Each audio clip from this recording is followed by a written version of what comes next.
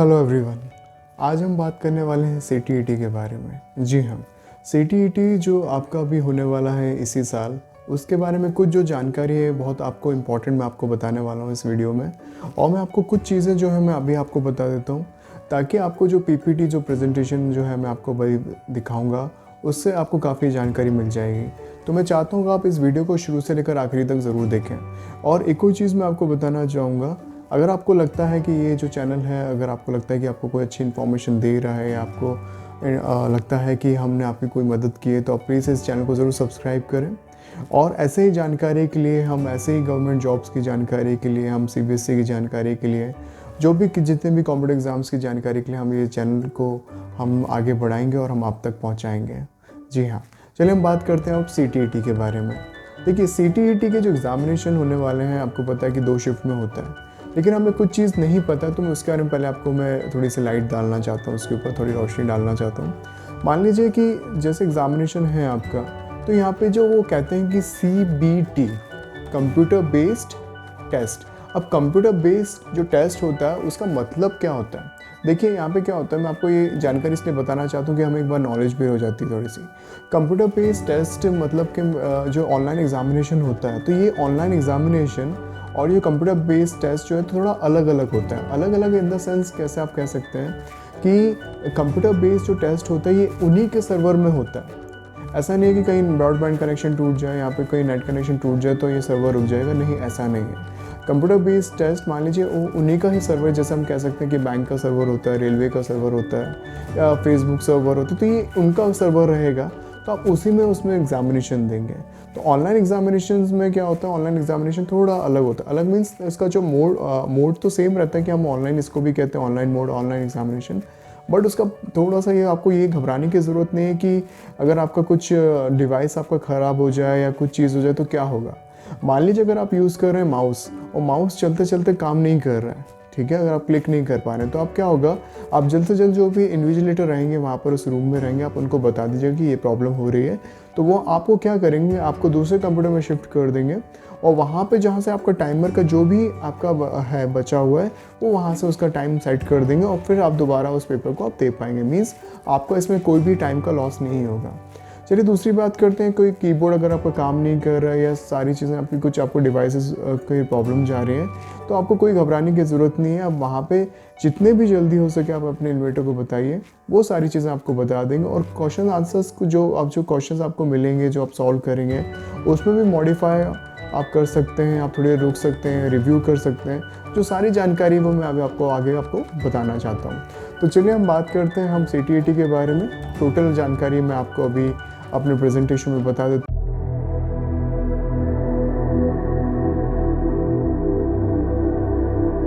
आप सबका स्वागत है मेरे इस CTET प्रेजेंटेशन में।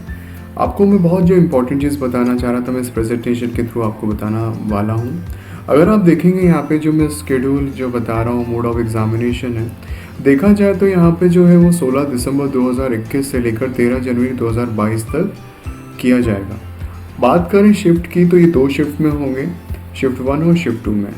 यहाँ पे ये जो लिखा हुआ है कि 9:30 बजे से लेके 12 बजे तक, और फिर 2:30 बजे से लेके 5 बजे तक, तो यहाँ पे जो है ये टाइमिंग उन्होंने शो किया हुआ है। और ये दोनों ही जो एग्ज़ाम्स होंगे, जो दोनों ही शिफ्ट में जो एग्ज़ाम्स होंगे, वो कंप्यूटर बेस्ड टेस्ट रहेंगे, और दोनों की जो ड्यूरेशन रहेगी वो रहेगी 2.5 घंटे की। चलिए हम बात करते हैं हमारे नेक्स्ट स्लाइड के बारे में। यहाँ पे जो पेपर 1 रहेगा आपका, जो पेपर 1 रहेगा, अगर बात की जाए क्लासेस 1st to 5th के लिए जिन्होंने अप्लाई किया हुआ है, तो उनके लिए यहाँ पे जो पैटर्न रहेगा, जैसे कि अगर आप यहाँ पे स्क्रीन पे देख पा रहे हैं कि जो चाइल्ड डेवलपमेंट पेडागोजी कंपलसरी यहाँ पे दिया है, 30 MCQs क्वेश्चंस हैं वहाँ पर, 30 मार्क्स के ही हैं। लैंग्वेज फर्स्ट और लैंग्वेज 2, जो भी आपका वहाँ पे लैंग्वेज रहेगा, जैसे आप लेते हैं हिंदी या इंग्लिश या जो भी आप लैंग्वेज आप सिलेक्ट करते हैं, ठीक है, जो कंपलसरी रहेगा वहाँ पे भी 30 MCQs और 30 MCQs यानी 30 मार्क्स के रहेंगे। वहाँ पे मैथमेटिक्स रहेगा 30 MCQs 30 मार्क्स के लिए, और गवर्नमेंट स्टडीज़ भी 30 MCQs 30 मार्क्स के लिए। यानी अगर बात की जाए तो ये 150 जो है वहाँ पे MCQs रहेंगे और 150 मार्क्स वहाँ पे अलॉट किया गया है। तो यही जो चीज़ें सारी की आपको बताना चाह रहा था, ये आपको 2.5 घंटे में आपको कंप्लीट करना पड़ेगा। चलिए बात करते हैं पेपर 2 के बारे में। जिन्होंने अप्लाई किया 6 to 8 के लिए, जी हाँ, एलिमेंट्री स्टेज के लिए, तो यहाँ पे भी उन्होंने जो ड्यूरेशन रखा हुआ है 2.5 घंटे का। तो आपको मैं बताना चाहूँगा यहाँ पे जो पहला पॉइंट दिया कि चाइल्ड डेवलपमेंट पेडागोजी कंपलसरी दिया हुआ है। अगर जो भी लैंग्वेज आप सेलेक्ट करते हैं वो दोनों भी कंपलसरी दिए गए, जहाँ पे 30 MCQs वहाँ पे दिए गए, उनके मार्क्स भी 30 दिए हुए हैं। यहाँ पे जो है, यहाँ पे देखिए आप मैथमेटिक्स एंड साइंस, मैथमेटिक्स और साइंस या सोशल साइंस या सोशल स्टडीज़ की बात करते हैं, तो यहाँ पे इन्हें 60 MCQs दे रखे हो। 60 MCQs में भी देखें, अगर आपने जिन चीज़ों के लिए अप्लाई किया हो, जिन सब्जेक्ट के लिए अप्लाई किया है, आप इन दोनों में से कोई भी एक सब्जेक्ट को, एक चीज़ को आप सिलेक्ट कर सकते हैं। लाइक मैथमेटिक्स एंड साइंस आप सिलेक्ट कीजिए, या आप सोशल साइंस या सोशल स्टडीज़ जो एक ही है आप उनको सिलेक्ट कर सकते हैं। तो यहाँ पे जो उन्होंने मार्क्स अलॉट किए हैं वो वहाँ पे किए हुए हैं 60 मार्क्स। तो 150 MCQs में भी और 150 मार्क्स इसमें भी हैं। तो आप चाहें तो अलग अलग पेपर्स के भी अप्लाई कर सकते हैं या दोनों पेपर्स के लिए भी आप अप्लाई कर सकते हैं।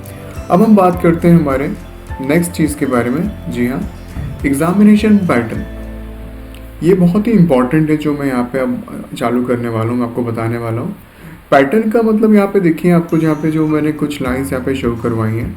अगर आप बात करते हैं जो CBT क्या है, देखिए CBT क्या होता है और एक ऑनलाइन एग्जामिनेशन में क्या डिफरेंस होता है कि अगर आप बात करते हैं CBT की, तो कंप्यूटर बेस्ड टेस्ट रहता है ये, यानी कि ये ऑनलाइन एग्जामिनेशन से थोड़ा अलग रहता है। अलग इसलिए रहता है कि यहाँ पे क्या है कि इनका ये खुद का सर्वर रहता है।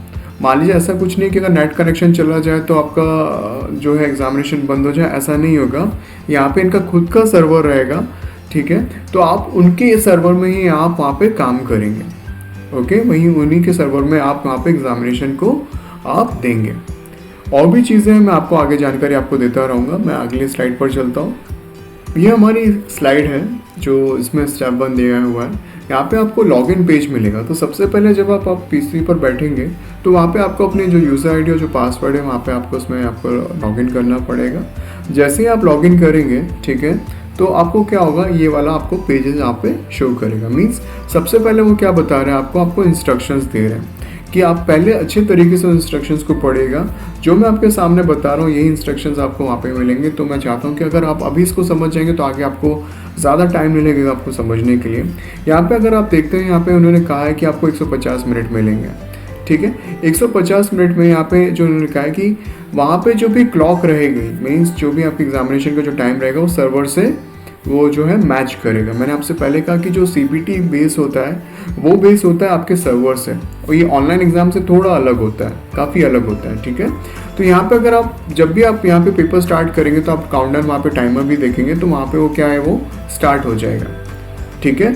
अब यहाँ पे क्या है, जो बहुत ही इंपॉर्टेंट चीज़ है मैं आपको बताना चाहता हूँ कि यहाँ पे एक जो लाइन लिखी है सेकंड पॉइंट में कि when the timer reaches 0 the examination will end by itself, so you will not be required to end और सबमिट योर एग्जामिनेशन।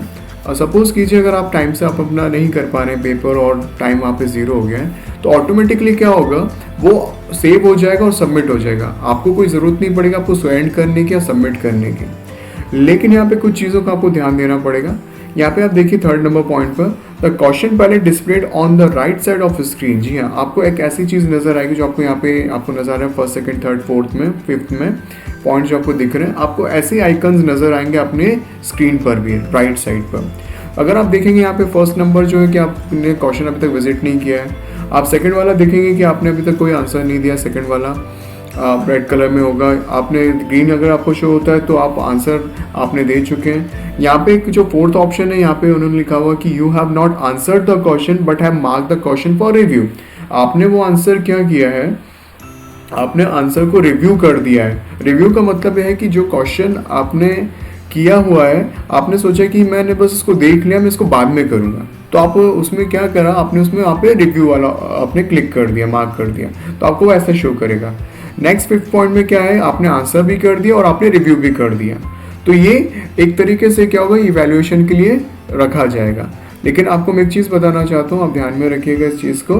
रिव्यू का मतलब यही है कि आपने वो क्वेश्चंस को दोबारा देखना है। अगर मान लीजिए आपने आंसर भी कर दिया और आपने उसको रिव्यू भी कर दिया तो भी वो इवैल्यूएशन के लिए माना जाएगा। चलिए हम बढ़ते हैं हमारी अगली स्लाइड की तरफ। जैसे मैंने आपको 4th पॉइंट बताया था कि रिव्यू करने के लिए आप जो है अगर आप रिव्यू करते हैं किसी क्वेश्चन को तो आप फिर से उसको दोबारा आप कर सकते हैं, तो आपने उस कैटेगरी में आप डाल देंगे। यहाँ पे 5th पॉइंट जो उन्होंने बताया, अगर आप अपने क्वेश्चंस को और इलाज करके वो देखना चाहते हैं तो आप यहाँ पे एंगुलर ब्रैकेट जो है वहाँ पर साइन आप उसको यूज़ कर सकते हैं।